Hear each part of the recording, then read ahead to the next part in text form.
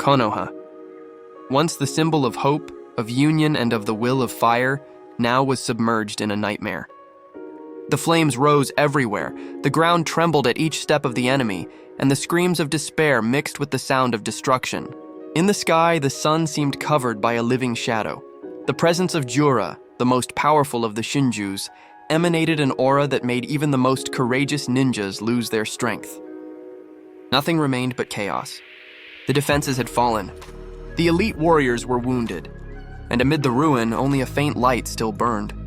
The faith that Naruto Uzumaki, the legendary 7th Hokage, could return. But he was lost, trapped in a distant dimension, isolated from the real world, where time did not flow in the same way. His body remained motionless, suspended in a silent void. However, his spirit, his chakra, had never stopped fighting. Inside that dimensional prison, the chakra of Naruto pulsed like a weakened but stubborn heart. Even after years, it refused to go out. It was as if the very universe could not bear the idea that that fire, the fire of the will to protect, be extinguished. He felt the pain of the world outside, the suffering of Konoha, the screams of his daughter, Himawari. Even imprisoned, he still could hear his name being called among tears. "Father, please help us," echoed the voice of the girl in the void of his mind. That sound, that pure voice, broke the silence of the dimension. And then, the impossible began to happen. A golden glow emerged from the chest of Naruto. His chakra began to expand, cracking the space around him. Waves of energy crossed the dimensional walls, seeking an exit, a connection. It was the chakra reacting to the bond between father and daughter. And in Konoha, at that same instant, Himawari was kneeling amid the debris, the face covered with ashes and tears, seeing the friends of her village fall one by one before the overwhelming power of Jura. She trembled, helpless. Inside her, the chakra of Kurama, dormant, inherited in part since birth, began to vibrate. A warm and familiar sensation spread through the body of the girl. Something, or someone, was trying to reach her. Naruto, in his prison, concentrated every drop of his strength. "I cannot give up. My daughter, my village, the whole world," murmured he, his voice echoing in golden echoes. Then, in one last impulse of will, his chakra overflowed through the limits of reality. A flash crossed dimensions, and an invisible line connected between father and daughter.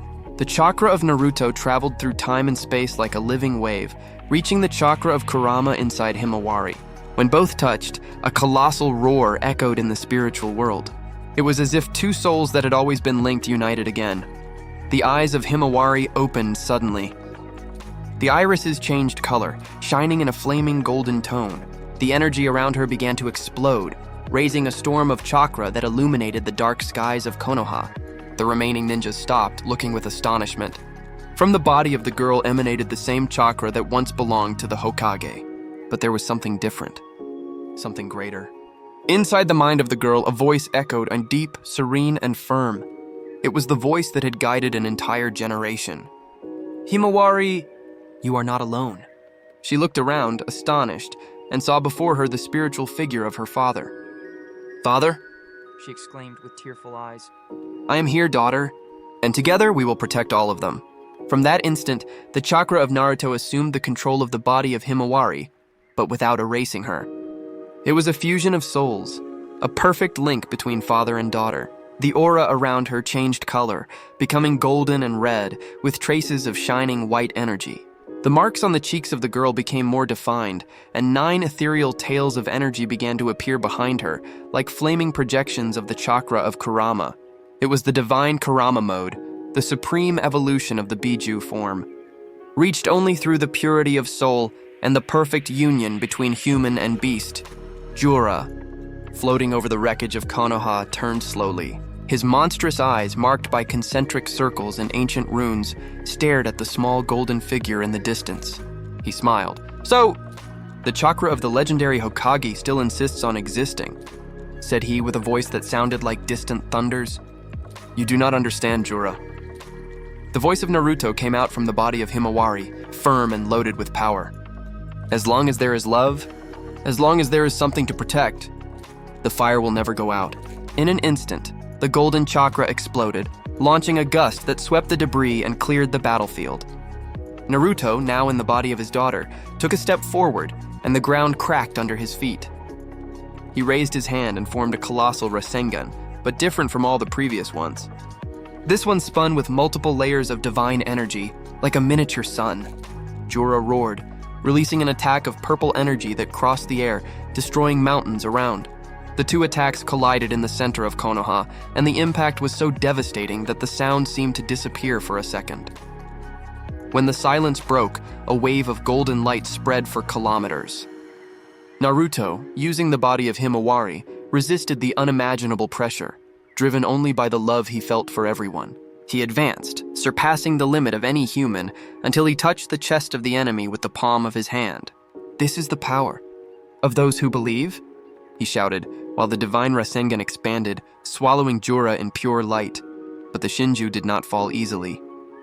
Even wounded, he began to regenerate, absorbing the natural energy around.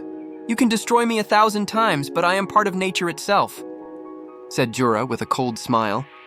Naruto closed his eyes inside the mind of Himawari. "Then I will purify nature itself." In a calm gesture, the 9 tails of chakra intertwined, forming a symbol in the air, the supreme seal of Kurama, now fused with the will of a god. The energy that emerged was indescribable. The chakra became pure light, transcending the concept of destruction. Jura tried to resist, but his body began to disintegrate into particles of energy. The black roots that spread through Konoha burned until they became dust. The evil aura dissipated. And when everything ended, the world was silent again. Only the sound of the wind passed through the ruins of the village. In the center, on her knees, Himawari, still surrounded by remnants of the golden chakra, breathed slowly. The voice of Naruto echoed one last time inside her. "You are incredible, Himawari. Dad is proud." The tears ran down the girl's face while the glow faded. "Father, are you going away again?" she asked, feeling the chakra decrease. "I will always be here," he answered, touching her heart in the spiritual plane. Because chakra is not only energy, it is love that never dies. The sun rose over Konoha, illuminating the scars of the battle. The people began to come out of the shelters, astonished at what they saw. The enemy had vanished. The village, even destroyed, was still standing. And in the center, a single figure, small but imposing, observed the horizon. Himawari, with the wind moving the golden hair, smiled. For an instant, her eyes shone again, and the silhouette of Naruto appeared behind her like a reflection of light. The legend of the Hokage who transcended the dimensions would spread through generations. They said that on that day, the chakra of Naruto became one with the world, protecting not only Konoha, but all the shinobi earth. And that the young Himawari inherited not only the power, but also the spirit of the true hero, the man who never gave up, the father who returned through love, the Hokage who defeated a god using the heart of a child.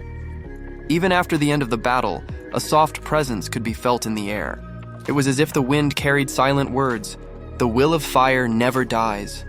And so, the world remembered the name Naruto Uzumaki, not as a legendary warrior, but as the father who, even beyond dimensions, still fought to protect his daughter, and through her, saved the whole world.